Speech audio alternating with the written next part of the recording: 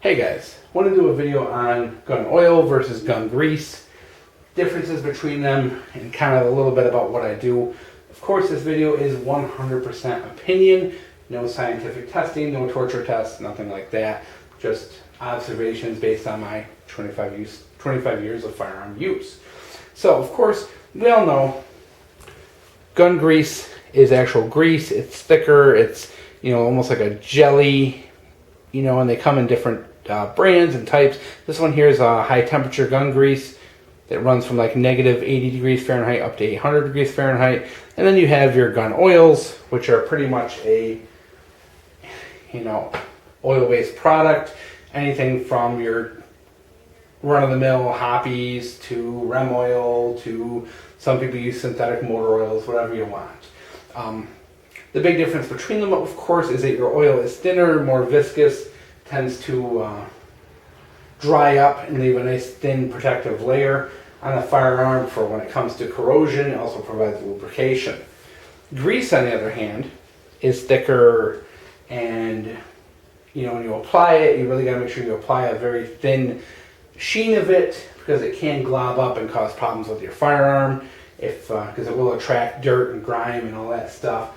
So it has to be used sparingly, and it has to be used in the right places, and it has to be used correctly to be effective. And plus, if you're not using the right kind of grease, you're not going to have any luck to begin with. You want to use a good, high quality, high temperature bearing grease. At least that's what I use and what I like and what seems to work for me. So of course, your number one consideration is climate.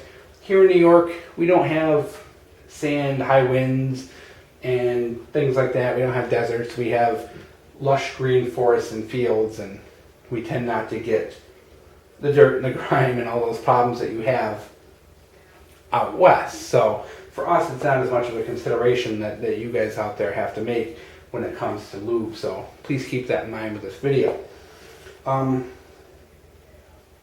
So of course, like I said, your gun oil is not going to last as long. It's going to evaporate, dry up. It's thinner, so it's going to fly off and out of the action of your gun as you're firing.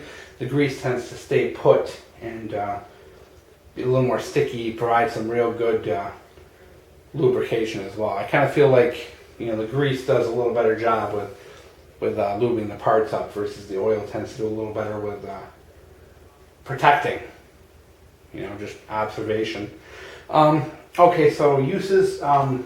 Some firearms, like handguns, I use oil only. I tried using grease quite a few years back, started having problems. Even just a little dab of grease on the slide rails still seemed to cause me problems. So I oil only when it comes to handguns. Same with bolt action rifles. I don't like grease on my bolt action rifles. The only place I will put it on is maybe under the handguard, to help protect it long term. Especially with rifles that maybe have already started a little rust or whatever, older rifles, I might tend to put a thin glazing of grease under the handguard or something just to help keep it protected longer term, as opposed to oil, which can literally dry up in a couple of days. But when it comes to the action of a bolt action rifle, I use oil only. I do get concerned about grease getting on the bolt face, affecting the accuracy of the rifle, just one of those weird, crazy things I have. I don't like grease in a bolt action rifle. I worry about it getting into the chamber. I worry about it getting on the bolt face and affecting the precision of that rifle. Shotguns, a little of both. I tend to use oil in the chamber and the receiver. I tend to use grease for places like under the action tube, maybe some of the internals, where in the Mossberg 500, the elevator is kind of on these little pivot pins. I tend to maybe put a little bit of grease on those pivot pins and maybe inside the magazine tube, some places like that. But once again, the action, the chamber, the receiver, I use gun oil, because that's an area where I can get in there and reapply whenever I need. Now, of course, things get a little more complicated when it comes to the assault style weapons, so they're called, the AR-15 and AK-47 platforms. They do tend to run a lot hotter, and their actions are a little more, violent is the best way to put it. So if you tend to, I used to run AR-15s really soaking wet with oil, and you just get splattered in the face by it, hot oil hitting you in the face, and after a couple hundred rounds, it would just, your rifle would either boil it off due to evaporation, or it would, fly out the chamber, and they would get dry pretty quick. Same thing with the AK, that, bolt carrier going back is kind of violet. It tends to fling out a lot of oil if you apply it liberally. So what I've kind of done is over the years I've switched over to the high temperature bearing grease, because number one, it isn't flung out every time a shell is ejected. Plus it's a little better when it comes to high temperature. The bearing grease doesn't evaporate like the oil does. However, it is, you do have to be careful because it does attract dirt and grime, which can cause malfunctions. So what I typically do when it comes to things like AR-15s and AKs, I tend to put a very, very thin sheen of grease on the outside of the bolt carrier. Any internals of the bolt, like something like the AR-15 with the cam pin and all that, I tend to put oil on those. When it comes to internal rails and things like that, I like to use the grease a little more, because they are such high heat weapons. The grease, I think, just tends to work a little better. But I've done oil as well and never had any issues with it, but just I've done the grease. It works successfully in those rails on the AK, and it just seems to be fine. Another thing I like to use grease on is the charging handle for the AR-15. I noticed you put some oil on it, it dries up in no time.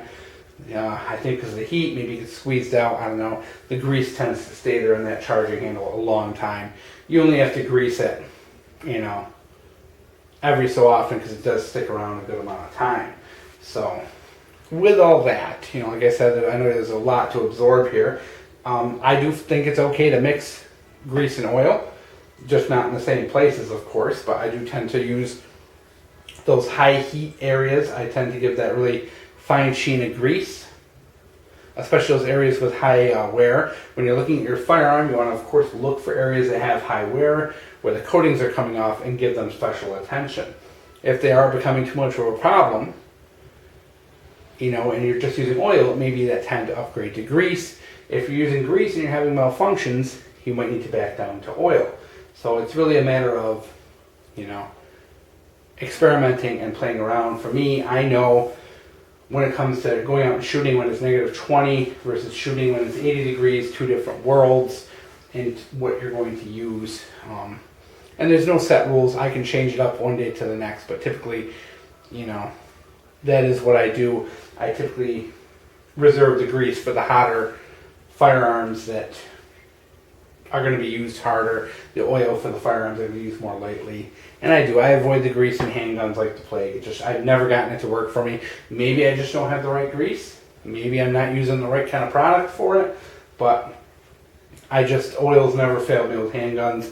I do like to run them a little on the wet side, but I've also run them bone dry, and had them run real good as well. So it is, guys, it's experimentation, playing around with your environment and seeing what works for you, what doesn't work, how many rounds you can get out of it without cleaning, without lubing, and experimenting. I've done some pretty good tests with the AR-15 and going about 700 rounds with no lube, and then just absolutely soak those things in oil and see how they run.